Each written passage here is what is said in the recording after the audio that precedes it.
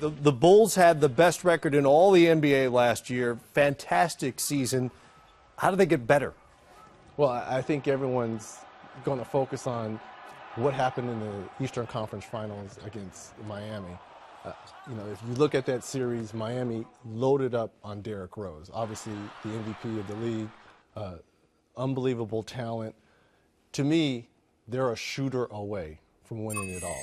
And I think that's the one thing, because when you take away Derrick Rose and Carlos Boozer, who struggled during the playoffs, and Noah, who was in and out, the one thing that they're missing is that outside threat to open it up so Derrick Rose can get in the lane and finish.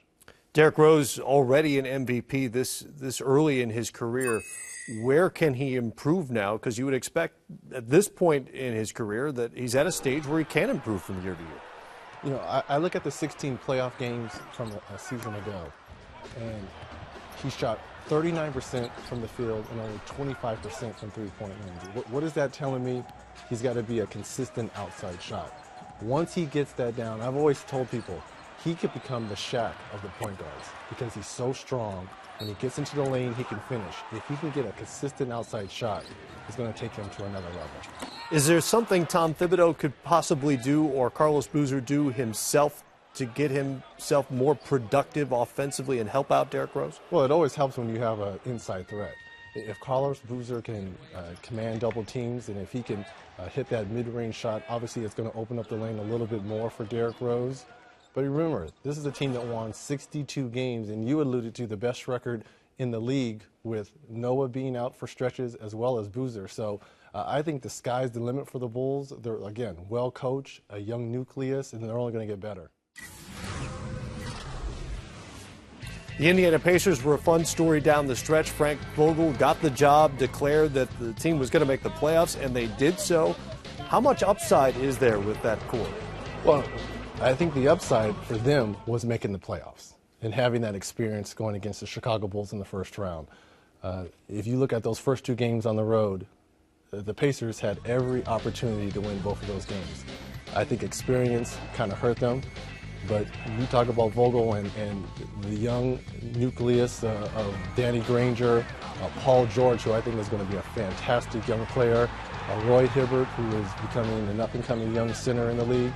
They just need experience and time. And once they start to get that, I think this team is going to start to come back and evolve into one of those teams that is always contending in the Eastern Conference. It's become an open question now how much longer Larry Bird will hold on to that job. In fact, your name has been mentioned as a potential successor to Larry there. How important is it in terms of continuity for Bird to make that transition, make it transparent, and keep the plan ongoing, if you will? Look, I think in any profession, stability is key. And Larry Bird has drafted, he has traded, he has scouted all these young players that are currently on the Pacers roster. Very much the same way when I was with the Pacers, Donnie Walsh was there my whole career. He oversaw everything. And I think, if you speak with Herb Simon, the owner, that's one of the keys, is to try to keep Larry Bird in this position, because the Pacers are knocking on the door, but you need stability there, and I think Larry Bird brings that. How far are they away from being a contending team? We talked about some of the good young players. It seems like they're a pretty significant gap away from being at the top of the East. I think they're a superstar away. Danny Granger is a good player, but I think he's a good number two. If you can get a superstar to play alongside him, they've got a good up-and-coming young point guard in Darren Collison, who to me they should have drafted a few years ago, but they found a way to trade for him. But they're a good superstar away from contending. The Detroit Pistons are a long way from the team that was in the conference finals every year, it seemed like, for the better part of a decade. 30 wins last year for this team. What do they need to turn things around? Well, they got a new head coach in Lawrence Frank, which is going to help. He brings that defensive mindset, coming over from Doc Rivers' bench. But look, you build it and they become. This is a young team. Austin Day is going to be a good player. They drafted Brandon Knight, Kyle Singler from Duke. Got a lot of young pieces. The key is that they're so young. Yeah, they still have some of the old guys in Tayshaun Prince and Rip Hamilton, but this is a team that look, you're looking on paper, they may have overpaid, Charlie Villanueva, Ben Gordon, but these are guys that potentially could help some of these young guys out. To me, it's a more wait and see. Are they going to be able to adopt Lawrence's defensive philosophy? You hope so, because when you think of the Pistons, especially when I played against them, you thought of that tough defense. And I think he's going to bring a little bit of that back if these guys will get on board with him. At this point in his career and where the Pistons are right now, is Rip Hamilton more valuable to them as a veteran or as a trade chip? You can never have too many veterans on your team, especially guys that have won championships like Rip. I've always been a big fan of Rip. I think he can help any guard that's going to be on that Detroit Pistons team. But if you probably talk to Rip, Father Time is knocking on the door and he probably wants another chance at winning a championship. I could very well see him being traded to a contending team and him helping out a contending team as well.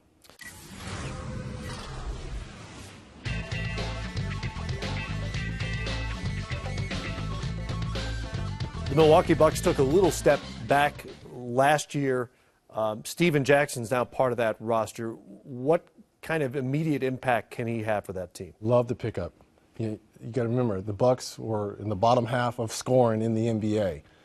Great defensive team under Scott Skiles, but when it comes to putting the ball in the basket, they really struggled. Now you have a bona fide closer in Steven Jackson. Now, at times he may go a little askew with the attitude and the technical fouls, but he brings a toughness to that team. And if Scott Skiles is looking for a basket at the end of the game, you can always go to Steven Jackson. What would you like to see from Brandon Jennings developing? To me, I thought he took a step backwards last year. He's got to find a balance between being a point guard and setting up the rest of his teammates. And if you look at his shooting percentage, he didn't shoot great from three and he didn't shoot great from the field, and he only averaged 5.5 assists. And that's not going to cut it as an elite point guard in the league. So I think he needs to focus more on getting the ball to Andrew Bogut, to Steven Jackson, and worry less about trying to be one of these scoring point guards like a Derrick Rose or a Russell Westbrook. How important is it for Andrew Bogut, who you mentioned, to get back to where he was before that horrific elbow injury? Well, you talk about the defensive schemes of Scott Skiles. Well, it starts and ends with Andrew Bogut. He only played in 65 games last season, but you look at the numbers, he's a double-double guy on a nightly basis, and on top of that, 2.5 block shots. So he's the anchor of that defense. So a healthy Andrew Bogut, a better, more engaged Brandon Jennings, and you bring Steven Jackson, this is a scary team in the Eastern Conference. Last season was an unmitigated disaster for the Cleveland Cavaliers. A new NBA record for consecutive losses, among other things. That gets them the #1 pick in the draft. That's the good news. How good can Kyrie Irving be right away? Well, it's a point guard league. We all know that. Times are changing, so I think the Cleveland Cavaliers did a great job, obviously, of getting Kyrie Irving.